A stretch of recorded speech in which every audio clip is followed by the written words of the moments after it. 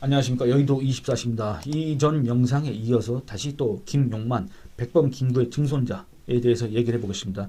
여러분들, 제가 이전 영상에서 이 백범 김구의 증손자, 이재명 당이 경기도 하남시 을로 꽂아내린 전략공천한 이 김용만, 음주운전 전과가 있다, 벌금 400만 원을 받았다. 이 김용만의 아빠 김양, 백범 김구의 손자, 이 사람도 2016년 최종적으로 유죄 확정 판결을 받았다. 뭔 유죄 확정 판결을 받았느냐?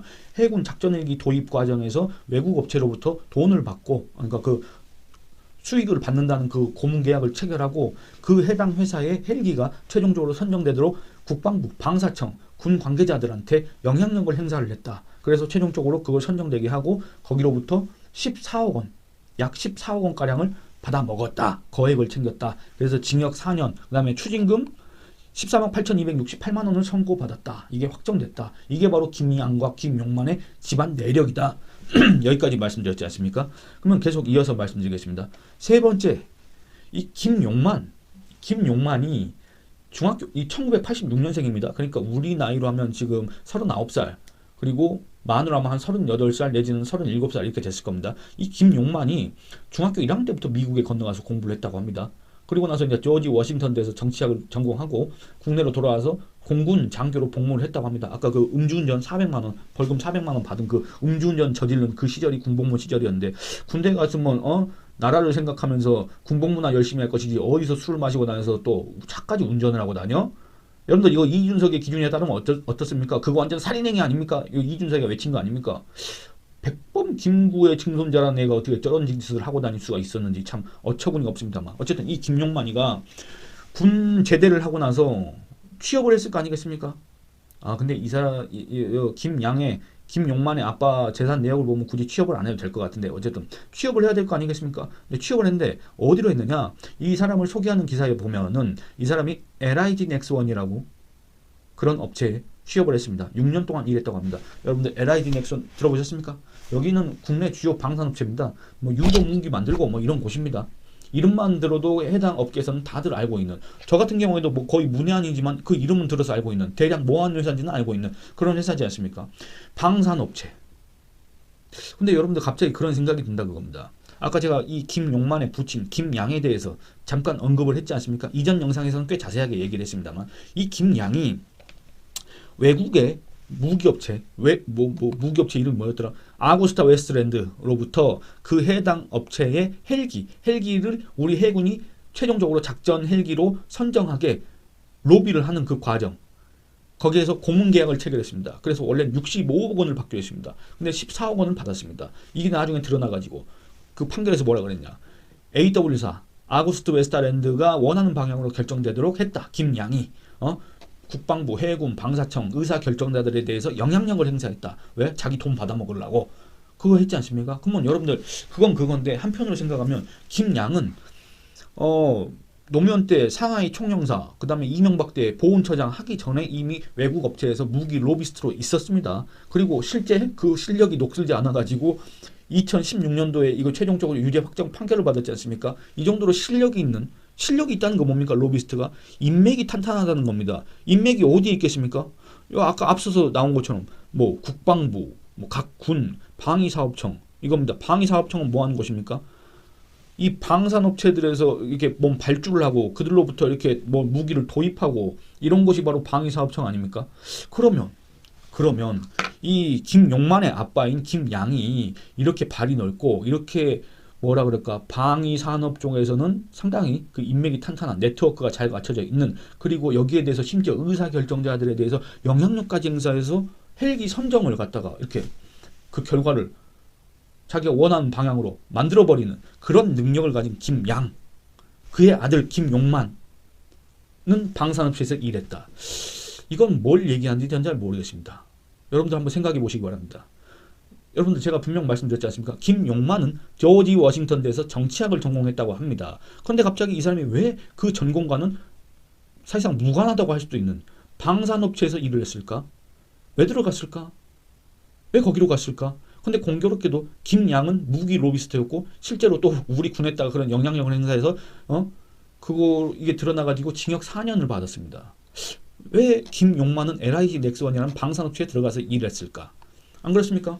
물론 김용만이가 미국 조지 워싱턴을 나왔고 그다음에 뭐 공군 장교로 복무했기 때문에 뭐 방산업에 대해서 관심이 생겼을 수도 있고 또 그런 뭐 학력이나 이력을 봤을 때 LIG 넥슨이라는 회사에 못 들어갈 이유는 하나도 없습니다. 근데 그냥 그런 의문이 든다 그겁니다. 무기 로비스트 아빠 그리고 정치학을 전공한 아들. 근데 그 아들은 왜 방산업체? 그냥 그런 의문이 듭니다. 저는 그런 일을 겪어본 적이 없기 때문에. 그리고 이제 네 번째 의문 하나 또 얘기하겠습니다. 여러분들 이 100번 김구의 증손자 이 김용만 관련 기사를 한번 살펴보시기 바랍니다. 거기에 뭐라고 나와 있냐면 이 사람이 사단법인 대한민국 임시정부 기념사업회 이사로 활동하고 있다는 식으로 기술이 되어 있습니다. 여러분들 이름이 거창하지 않습니까? 사단법인 대한민국 임시정부 기념사업회 뭔가 있어 보이지 않습니까? 그래서 저도 궁금했습니다.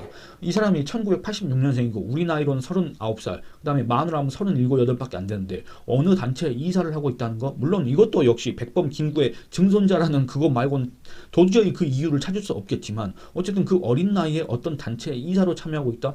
그것도 이름 다시 대한민국 임시정부 기념사업회입니다. 뭔가 그럴싸하지 않습니까? 대체 무슨 활동을 하는 것인가? 왜냐면 이 사람에 대해서 알려진 게 아무것도 없고 다만 백범 김구의 증손자. 여러분들 백범 김구의 아들도 아니고 아니 그 정말 100번 이해해서 손자도 아니고 뭐 증손자? 이제 증손자를 간판으로 내걸고 뭔가 한 자리 해도 된다는 얘기입니까? 지금 우리나라가 이 대한민국에서 근데 이 대한민국 임시정부 기념사업회 뭐 하는 곳인가 제가 살펴봤는데 여러분도 한번 시간 되시면 들어가 보시기 바랍니다. 제가 이거 꺼버렸는데 들어가면은 이 활동 내역을 찾아볼 수가 없습니다. 대체 뭐 하는 곳인지 모르겠습니다. 그리고 이 각종 회계 정보나 이런 것도 막 2012년에서 멈춰 있고 그렇습니다. 근데 이 인적 정보는 뭐 최신 게 맞는지 아닌지 그것도 확인할 수가 없고 한번 여러분들 대한민국 임시정부 기념사업회 한번 들어가 보시기 바랍니다. 제가 이 영상을 편집하는 과정에서 한번 그 홈페이지 캡처 화면을 한번 올리도록 하겠습니다. 정말 아무런 활동상을 찾아볼 수가 없는 이런 데 이사로 있다는 게 대체 더불어민주당이 전략공천하는데 이유가 됐다고 한다면 이것도 상당히 그 더불어민주당 내부는 물론 외부에서도 비판 여론이 고조될 수밖에 없는 뭐냐 대체 백범 김구의 증손자라는 간판으로 지금 이렇게 우리한테 전략공천을 한 거냐 이런 반발을 살 수밖에 없는 그런 상황이 아닌가 이런 생각이 듭니다. 그러니까 사실상 대한민국 임시정부 기념사업회 거기가 뭘 하는지도 모르겠고 이 단체 과연 실체가 있는 곳일까 이런 것마저 그 홈페이지만 봤을 때는 이런 느낌마저 들 수도 있는데 그러면 사실상 이 김용만이가 여기에다가 이름만 걸치고 있는 거 아니냐 이런 느낌마저 들지 않습니까? 실제로 제가 거기 들어가 보면 이사가 32명인가 36명인데 아니 그 이사만 봤을 때는 상당히 단체 규모가 큰데 왜 활동한 내역이 요즘 같은 온라인 으로 다 주력으로 하지 않습니까? 자기 회사든 단체든 다 알릴 때 온라인으로 알리지 않습니까? 선전을 해야 될 텐데 그런 내용이 없고 최신 활동상도 없고 도대체 뭐 하는 곳인지 모르겠다. 이런 생각이 든다고 봅니다. 그리고 여러분 5번째 얘기를 해보겠습니다. 이 김용만, 백범 김구의 증손자를 소개하는 기사를 또 한번 살펴보시기 바랍니다. 이 김용만이 주식회사 범부라는 업체를 세우고 경영하고 있다. 거기에 대표로 활동하고 있다. 이런 내용이 기술되어 있습니다. 그럼 또 궁금하지 않습니까? 과연 주식회사 범부란 무엇인가? 찾아봤습니다. 안 나옵니다. 안 나옵니다. 그 내역을 찾을 수가 없습니다. 다만 뭐냐면 제가 이 등기부 등본을 떼봤습니다. 이 활동상은 전혀 찾을 수가 없습니다. 예를 들어서 이 회사가 뭐 하는 회사인지도 잘 모르겠고 그래서 등기부 등본을 떼봤습니다. 상호 주식회사 범부 본점 경기도 남양주시 뭐 어디 있다고 합니다.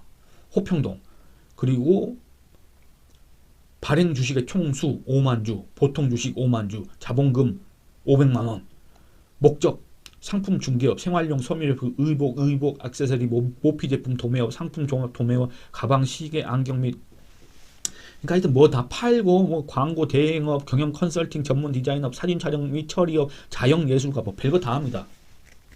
이 목적 사업만 몇 개인지 모르겠습니다. 뭐 할 수 있는 거 다 하는 모양입니다. 그런데 이 업체의 활동상을 또 찾아볼 수가 없다. 온라인상에서는. 이게 2021년에 저기 서울시청 근처 서소문동 유원 빌딩 예, 거기에서 본점이 있었는데 2023년 6월 달에 이 방금 말씀드린 그 남양주 거기로 이제 이전을 한 모양입니다. 근데 없습니다. 여기 사내이사 김용만 86년생 그리고 감사 김양 이 김용만의 아빠입니다. 53년생.